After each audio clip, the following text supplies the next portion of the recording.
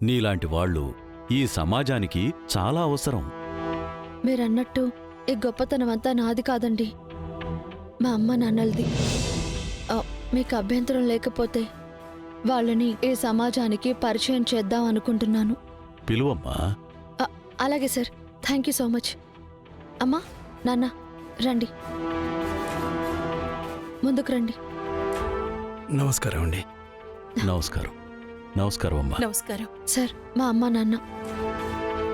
నిజంగా మంచి కూతుర్ని కన్నారయ్యా, గొప్ప కూతుర్ని కన్నారు.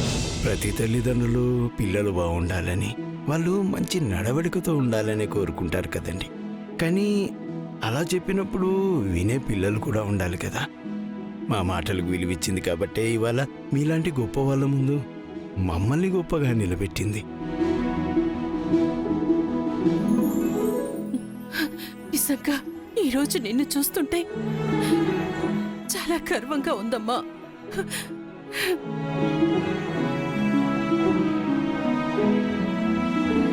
జనరల్గా ఆడవాళ్లకేదైనా కష్టం వస్తే భర్త మీదో, పోలీసుల మీదో, ప్రభుత్వం మీదో ఆధారపడతారు. కాని నువ్వలా కాదు. అలుపెరగని పోరాటంలో అప్పటిదాకా అండగా ఉన్న నీ భర్త కింద పడిపోయినా సరే నువ్వు అదే ధైర్యంతో, అదే పట్టుదలతో నీ ప్రాణాలకు తెగించి పిల్లల్ని కాపాడిన తీరు ఈ దేశం మొత్తం చూసిందమ్మా.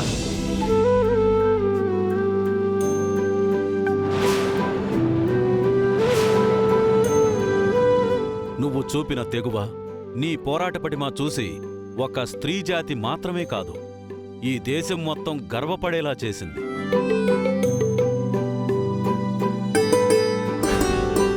అందుకే మిమ్మల్ని అభినందించాలని వచ్చాను.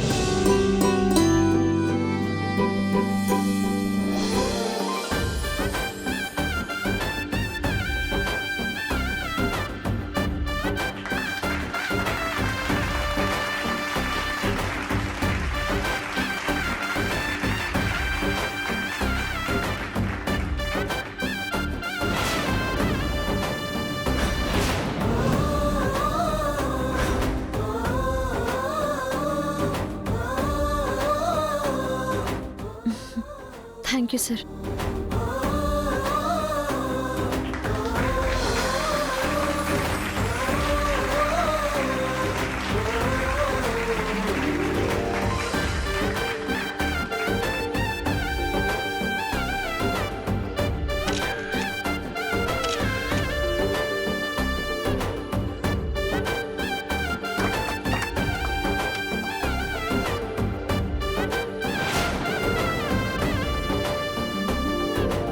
Thank you sir.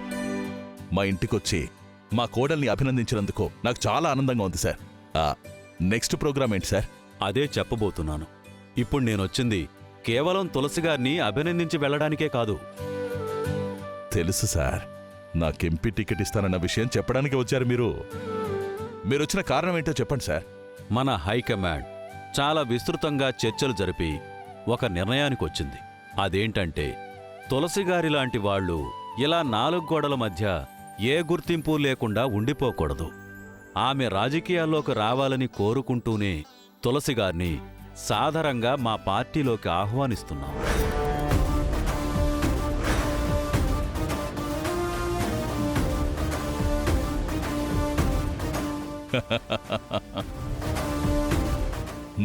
నేనున్నాను కదా సార్.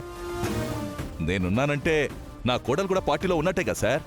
నిజమే అనుకోండి, కానీ పార్టీ నిర్ణయం ప్రకారం తులసిగారు ప్రత్యక్షంగా రాజకీయాల్లోకి రావాలి.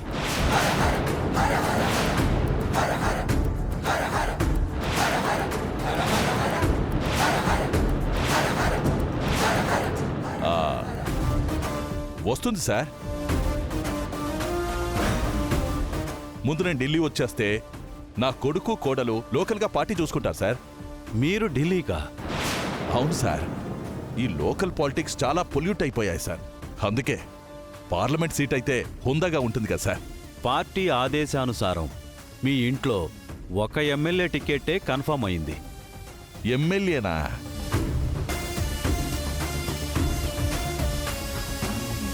సరే, ఏం చేస్తాం? కన్ఫర్మ్ చేశామంటున్నారు కదా. ముందు ఎమ్మెల్యే అయ్యి తర్వాత ఎంపీగా వస్తాను సార్. అనౌన్స్ చేయమంటారా? చెయ్యండి సార్. మీడియా మిత్రులందరూ దయచేసి మన పార్టీ ఇన్ఛార్జ్ గారు మాట్లాడేది జాగ్రత్తగా కవర్ చేయాల్సిందిగా కోరుతున్నాను. అర్థమైంది కదా? మీరు చెప్పండి సార్. పార్టీ హైకమాండ్ ఆదేశానుసారం రాబోయే రాష్ట్ర అసెంబ్లీ ఎలక్షన్స్లో ఈ నియోజకవర్గం నుంచి ఎమ్మెల్యేగా పోటీ చేయబోయే వ్యక్తి ఎవరో కాదు, శ్రీమతి తులసి గారు.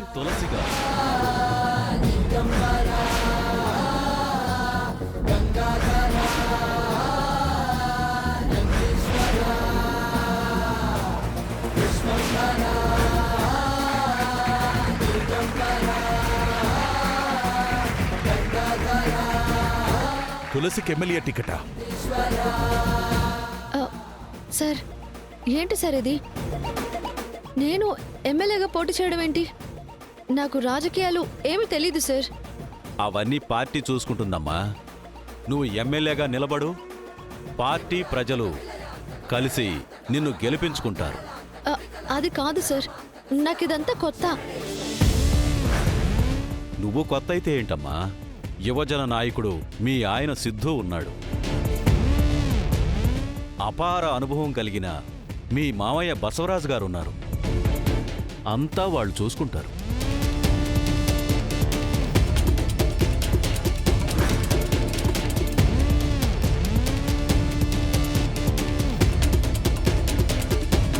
నువ్వు ఎమ్మెల్యే అవడమన్నది కేవలం ప్రారంభం మాత్రమే. ఇంకా ఎంతో దూరం వెళ్ళాలి. సార్ సార్ ప్లీజ్ సార్, నేను చెప్పేది అర్థం చేసుకోండి సార్. నాకు ఈ రాజకీయాలు తెలీదు సార్. నాకు ఇదంతా వద్దు సార్. తులసి, అంతా నేను చూసుకుంటాను, సరేనా? పార్టీ రాష్ట్ర అధ్యక్షులు ఢిల్లీ నుంచి నీ కోసం వచ్చారు. ఎంతోమంది ఎన్నో ఏళ్లుగా ఎదురు చూస్తున్నా దక్కని ఎమ్మెల్యే టికెట్ నీకొచ్చిందంటే నువ్వు నిజంగా అదృష్టవంతురాలి. 20 మందిని కాపాడిన నువ్వు ఇంకా ఎంతో మందికి అండగా ఉంటావు. ఇలాంటి అవకాశం ఎవరికీ రాదు తులసి. వచ్చినప్పుడే దాన్ని ఉపయోగించుకోవాలి. నా మాటని కాదనుకో, ఒప్పుకో. బాగా చెప్పావు బాబు. మీ ఆవిడ్ని అసెంబ్లీకి పంపే బాధ్యత మీ మీదే పెడుతున్నాను. అఫ్కోర్స్ మీ నాన్నగారు కూడా అండగా ఉంటారనుకోండి. ఆ, అంటే నా కోడలికి ఎమ్మెల్యే టికెట్ ఇచ్చి ఆ తర్వాత నాకు ఎంపీ టికెట్ ఇస్తారు కదా సార్? అంతేగా సార్?